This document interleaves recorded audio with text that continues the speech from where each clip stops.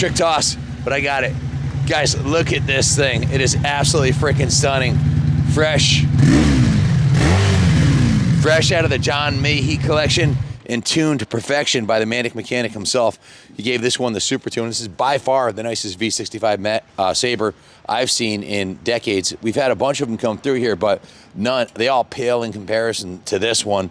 Most of them needed work and or had a lot of miles on them or were dropped. This one's a dime. It's an absolute time capsule. John was a collector of, or is a collector of, an aficionado of fine Honda motorcycles. He had a CBX with 96 miles on it, a CBR 600, 5 VF1100S Interceptors, including this stunning red, white, and blue one right behind us over here, and just a whole truckloads of beautiful Hondas. So this one here looked pretty much the way it does when we got it, but as is most collectors, he wasn't riding it very much, so we had to go right through it. And I've got the work order here. I'll go through that with you in a second. It's totally dialed in. But before I do that, we'll talk a little bit about the history of this bike. The V65 Magna is a 1,098cc double overhead cam water-cooled V4 with 4 valves per cylinder. It was way ahead of its time. And it made more horsepower over a broader range of RPM than any motorcycle ever sold for street use up to this point. This was the epitome of a muscle bike. The bike is big, long, and heavy, weighing 579 pounds. With gas and measuring in with a wheelbase of almost 63 inches, yet it has 116 horsepower and 70 foot-pound of torque, makes it wheelie prone like a two-stroke H2 750. Hey, Sarah. The Magna also did 137 miles per hour in the half mile, and I read online that it would do 184 miles per hour top speed, 5,000 RPM at 90 miles an hour. This is a bike that'll cruise all day long at 100 miles per hour. So in the day, 137 miles per hour and a half mile, and it ran away from GPZ and GS1100s, which were the high watermark at that point for horsepower, in 5th gear roll-ons from highway speeds.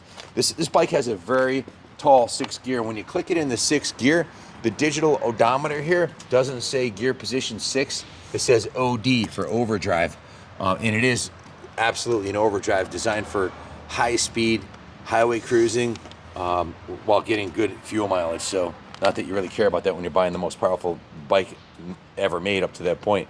So just an amazing low RPM at 100 miles per hour, and it delivered 39 miles per gallon on the Cycle World mileage test loop, which is pretty damn good when you can go that fast. This is Honda's top of the line at the time high performance motorcycle, a machine the company's representatives called their muscle bike. The most unusual feature of the clutch is it had a one-way disengaging device called the Sprag clutch, developed on Honda road racers to decrease engine braking and subsequent rear wheel hopping. Bill Blythe gave me a whole description of how that worked today, and he knew the guy that invented it, so we'll let him talk about that in a later video. But basically, it was the first production slipper clutch.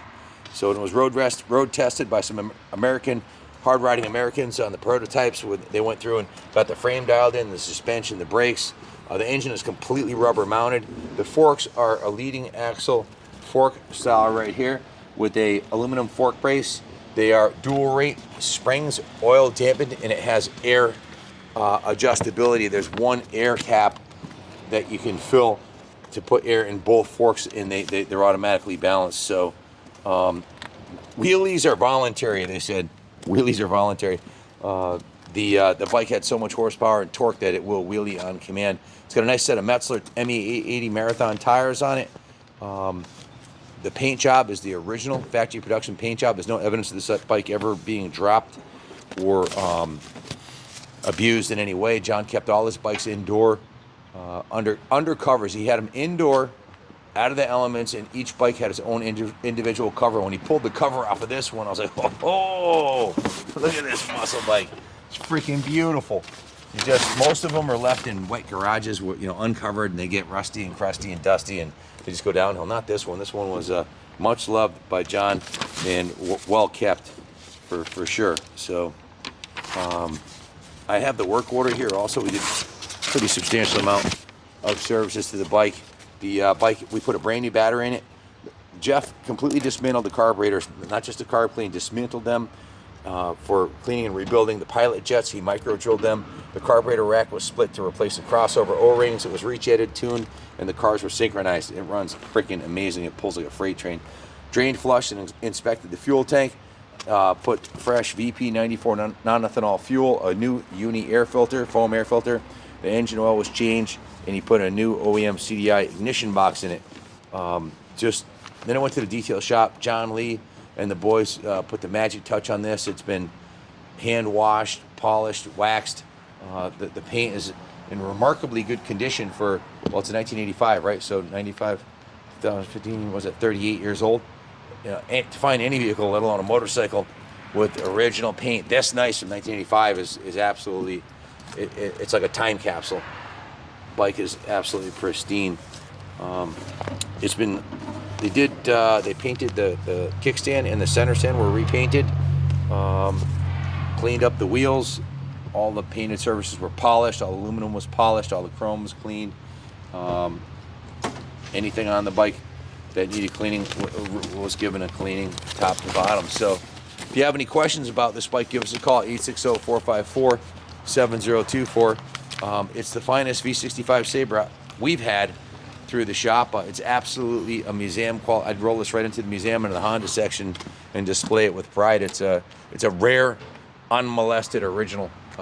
Just remarkable to find them like this. If you have any questions about it, give us a call, 860-454-7024. I wanted to show you also, as was the case with all of John's bikes, not only does he have the original V65 Sabre owner's manual in a plastic bag to keep it brand new, it's got clean title. So it's a no excuses, pure muscle bike from the muscle bike era, 1985. That was the year that after I graduated high school, and I was 20 years old when this bike came out. I'm now 58, and I'd say it's aging a little bit better than me.